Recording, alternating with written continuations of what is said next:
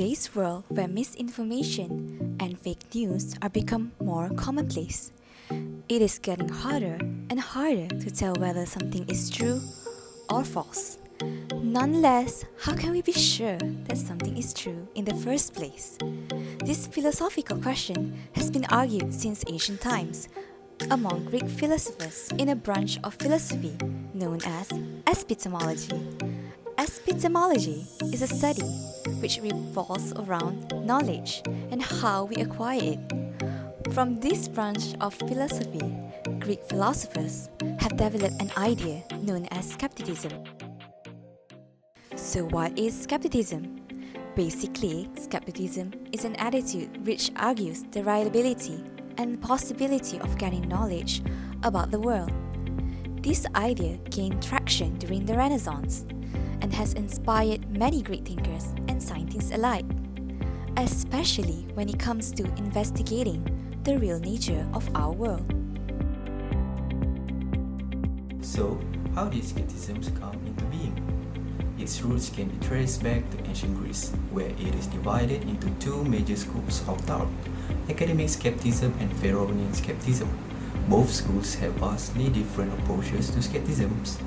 The academic skeptics, developed by Plato, believe that we can know nothing about the world because our senses are flawed and easily deceived through means such as optical illusions.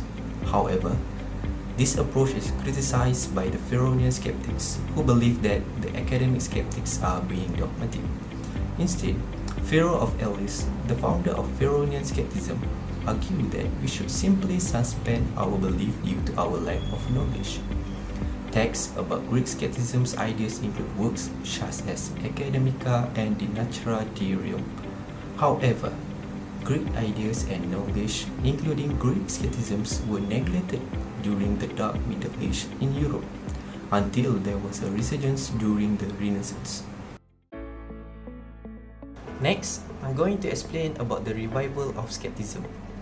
Skeptic values gained popularity during the Renaissance period and took on a new form which was less philosophical and focused more on doubting the religious authority at that time.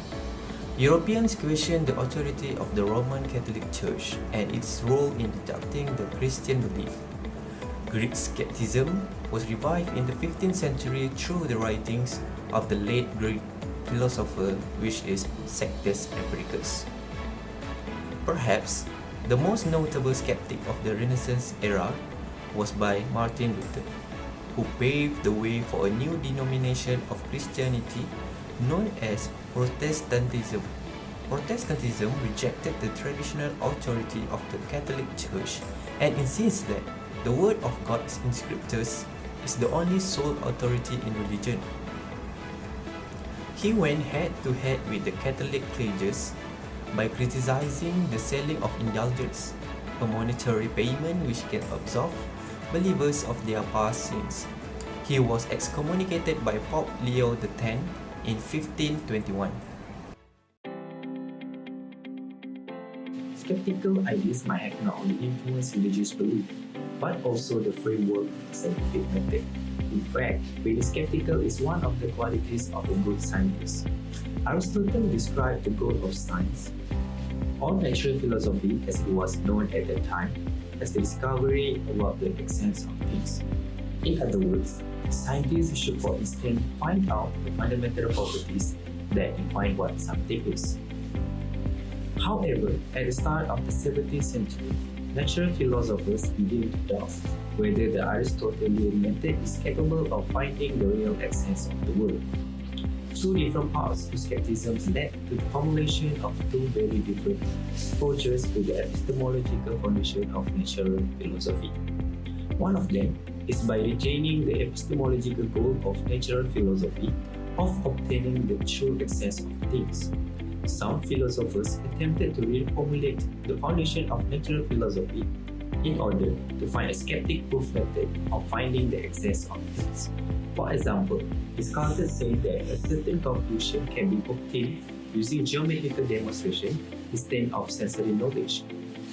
John Wilkins argued that different kinds of English require its unique kind of proof, such as metaphysics to promote a portable statement, into a fact not only depending on mathematical demonstration. Either way, they still believe that it is possible to find the fundamental truth of the world. On the other hand, another group of philosophers completely deny the possibility of obtaining the knowledge of the essence. Instead, certainty should be replaced by probability. John Locke claimed that all of our ideas are derived from either sense or reflection on ideas drawn from science. Thus, it's possible to acquire the real essence of things. However, this doesn't mean that scientific knowledge is irrational. According to Robert Boyle, a theory can be confirmed to a certain degree depending on its intelligibility, simplicity, scope of explanation, and predictive powers. This means that even though a theory is just probabilistically true, it is still useful if it can explain some natural phenomena and make truthful predictions about nature. Today, scientists are conducting experiments to test and understand the fundamental properties of nature. For example, predictions made by Albert Einstein's theory of relativity have been proven true again and again through scientific experiments. Skeptical ideas have guided scientists to remain objective when conducting research. For example, skepticism encourages scientists to doubt unsubstantiated claims or unproven hypotheses. This methodology sets science apart from pseudoscience, which is defined as false claims disguised as proven scientific claims. All pseudoscientific claims such as vaccine cause autism can have adverse effects on our well-being. Because of that, we need to develop our thinking to be more skeptical and critical in order to protect ourselves against lies and misinformation. Now, let's go back to the first question posed in the video. How can we be sure if something is true? And how can skeptical values help us to avoid being manipulated or misinformed? Firstly, we need to realize our flaws and biases and take careful steps to detect them. For example, we should look into both sides of the argument before making up our own mind. Instead of believing a single source of information, when looking into someone's claim, it's best to not jump into conclusion. Being skeptical avoids us from doing that and forces us to seek further evidence before believing in something. Next, we should also keep a healthy and open mindset. Being prepared to consider new and credible evidence can avoid us from suffering from cognitive dissonance. Cognitive dissonance is a mental conflict that occurs when we encounter new information that challenges our prior belief. By having an open mindset, we can develop our thoughts to be more mature and flexible. Lastly, we should be aware of logical fallacies in an argument, which can be used to deceive or convince you. The most famous logical fallacy may be the one you have commonly heard of, which is the appeal to authority fallacy. It is when your mother, for example, tells you to go to bed because she said so.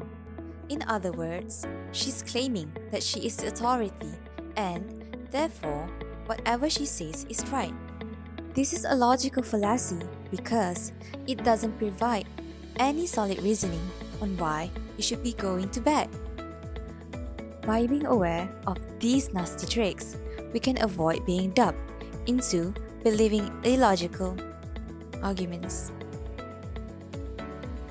To conclude, we have seen how skeptical ideas, which originated from Greek philosophy, have influenced European history and transformed the way scientists think about science.